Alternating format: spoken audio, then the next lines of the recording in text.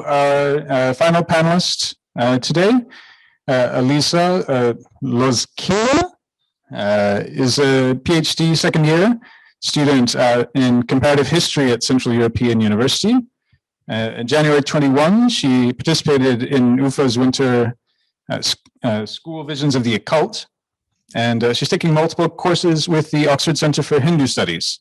And in the fall of 2020, completed a course in Vedanta and Samkhya schools of Hindu philosophy. So I gather that's what we're getting just now. Take us away, Alisa.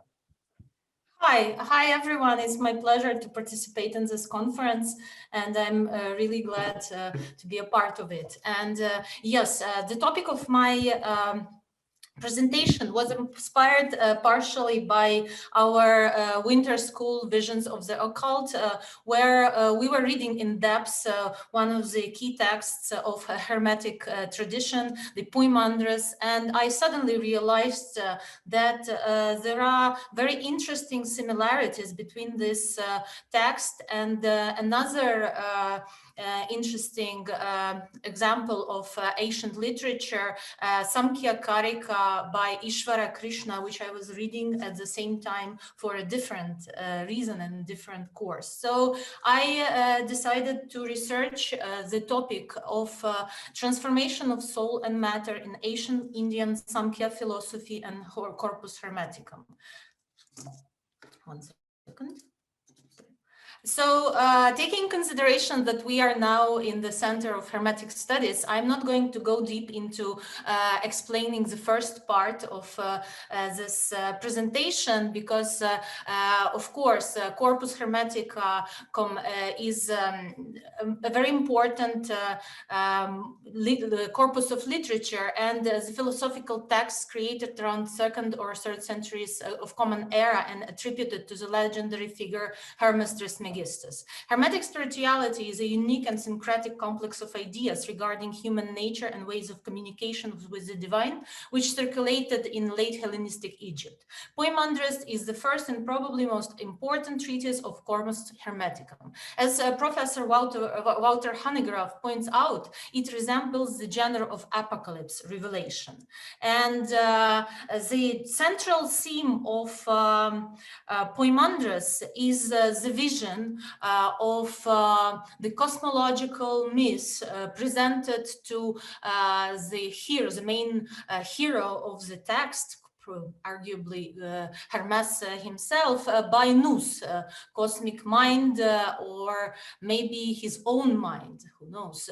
But this myth is has a very complicated structure, and most probably you know the basics of this myth, and it starts with the nous creating not creating, but the nous produces probably darkness, or the darkness appears, and nous stands the logos in order to save,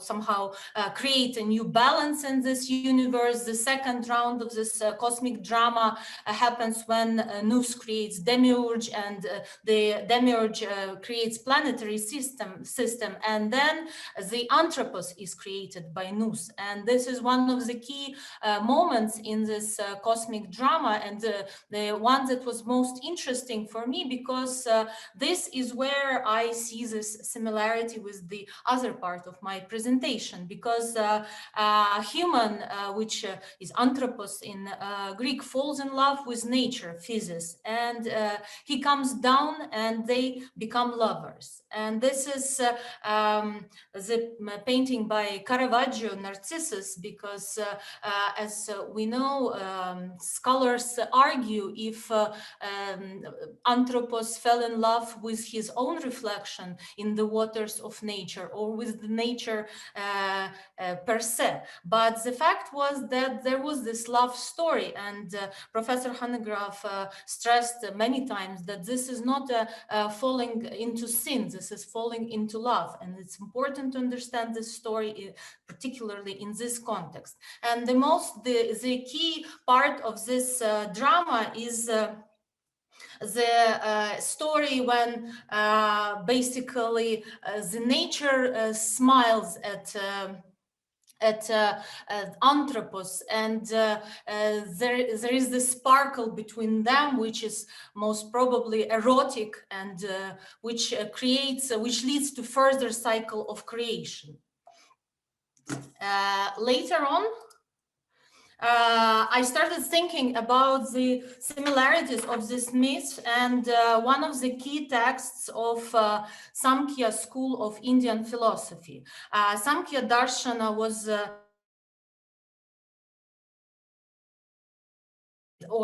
philosophical school, one of the most important philosophical schools of ancient India, one of the six, and the one that was particularly important in the first centuries before Common Era and in the first couple of centuries after the beginning of the Common Era. Ishvara Krishna, Krishna Samkya Karika is aims to explain the manifest universe and the human beings through an elaborate and ambiguous interplay between two basic driving forces behind all the creation, Prakriti and Purusha. Although Samkhya today has no organized followers and can be regarded as a purely historical phenomenon, it made a significant impact on the most powerful school of the modern day Hinduism, Vedanta. Samkhya can also be regarded as a theological basis of the more practical system of Indian thought, yoga, which today gained global popularity. Some of Samkhya ideas became the core of contemporary Hindu worldview. Samkhya historically originated in the same socio-cultural milieu with Buddhism. Contemporary scholars trace a significant interchange of ideas between the two schools. Samkhya Karika opens with the lines that echo Buddhist thought. The author states that the main purpose of the text is to overcome the suffering of this world and insists that the most effective way of minimizing this pain of existence is knowledge and comprehension of the manifest, non-manifest, and the conscious knower. All the rest of the text is basically a very detailed commentary to these opening passages. Samkhya Karika contains 73 verses and deals with three main groups of questions. Epistemological block, where Ishvara Krishna is trying to understand how we perceive what we perceive. Metaphysical block, where the author explains the origin of the world through the evolution of Prakriti, which very generally means materiality or basic creative principle behind all the materiality. Under the influence of three gunas and relationship with Purusha, a complicated concept the world and universal being. Third block is soteriological block, where Ishvara Krishna offers his view on the subject of liberation, moksha, and as this text prefers to call it Kaivalya, of Purusha from Prakriti as a result of his self-realization as a separate entity. So it is a complicated, again, structure, which differs from the one given in Poimandres, because it doesn't start with this cosmological drama of Nous and other participants of Poimandres' story, but it starts basically with a mysterious occurrence.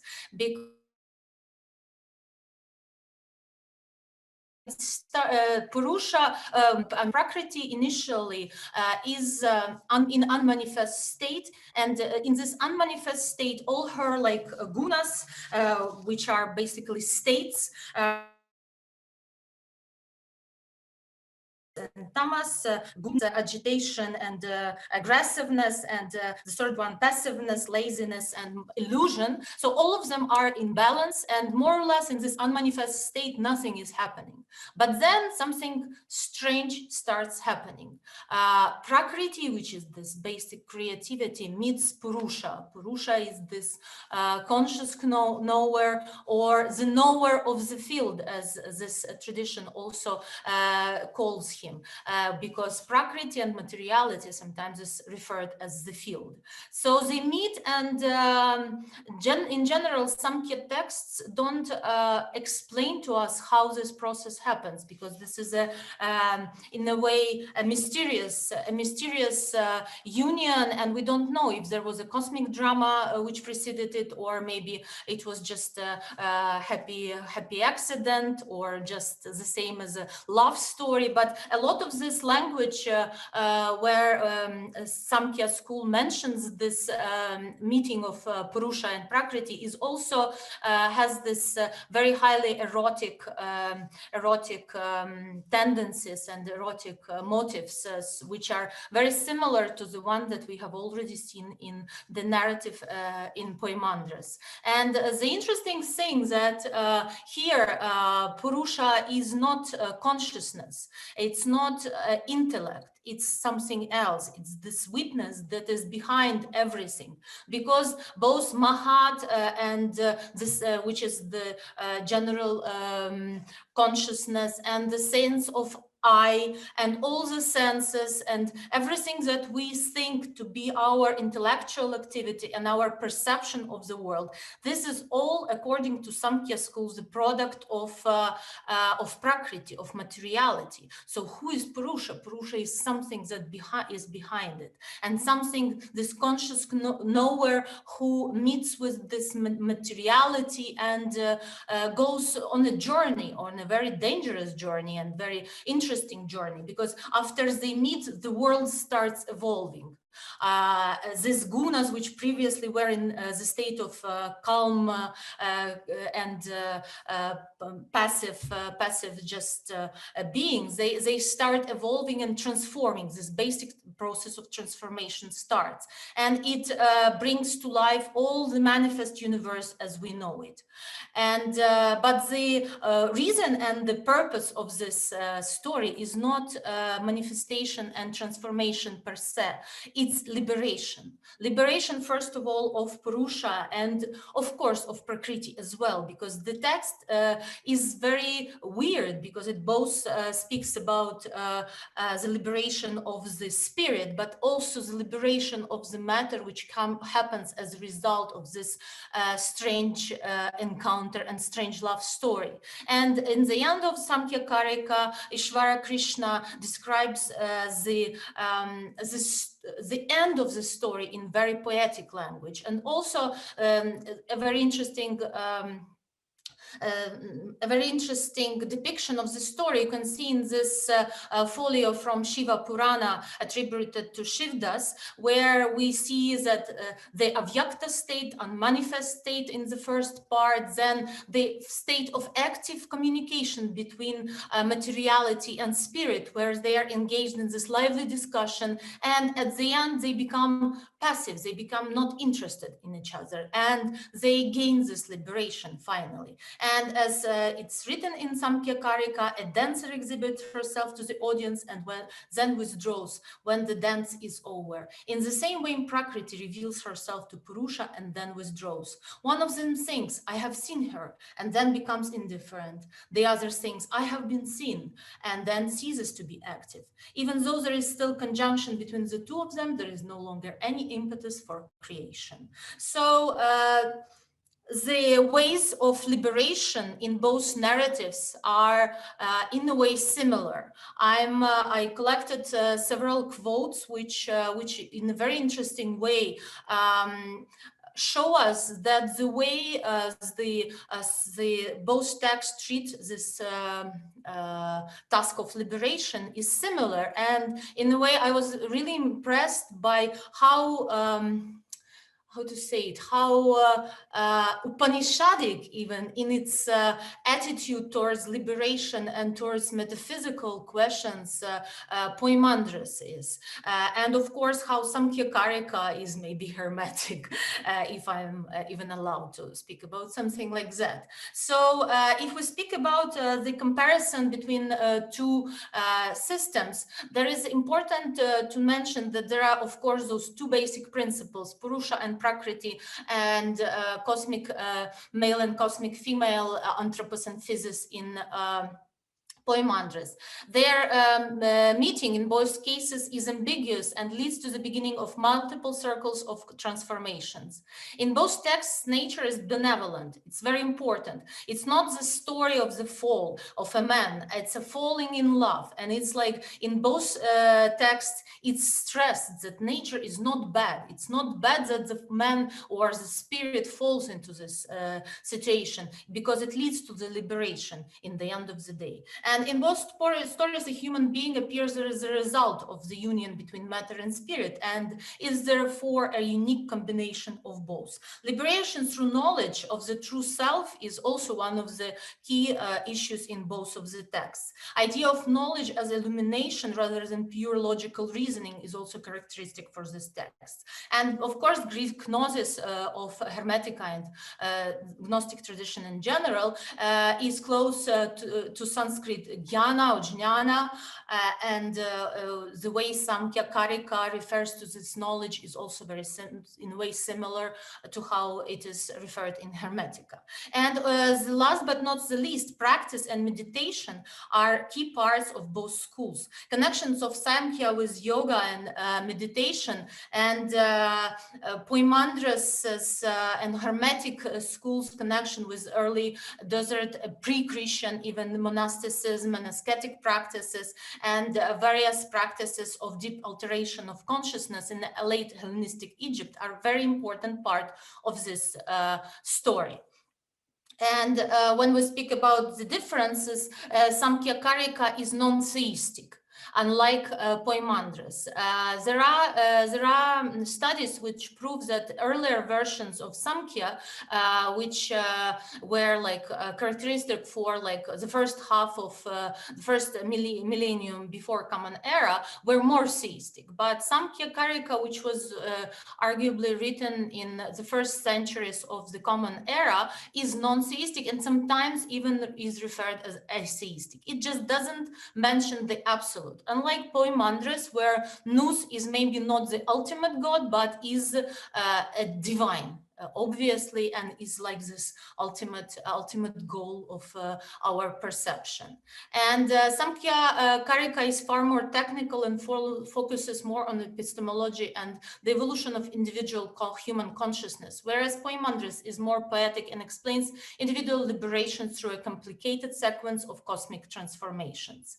Samkhya Karika is a product of a more homogenic intellectual landscape, obviously. Poimandres is far more syncretic, and in my opinion, it's more interesting due to this fact. And also Samkhya Karika has an important notion of the subtle body that transmigrates through physical bodies. It's a big topic. We don't have time now to go deep into it, but it's an important part of this treatise. In Samkhya Karika, the story of Purusha and Prakriti plays central role, whereas in Poimandres, the love affair between anthropos and physis is only a part of a more elaborate cosmology. Possible explanations of the similarities are obvious. One of them could be cultural transfer and existing sense of a wider so-called Gnostic context in ancient world.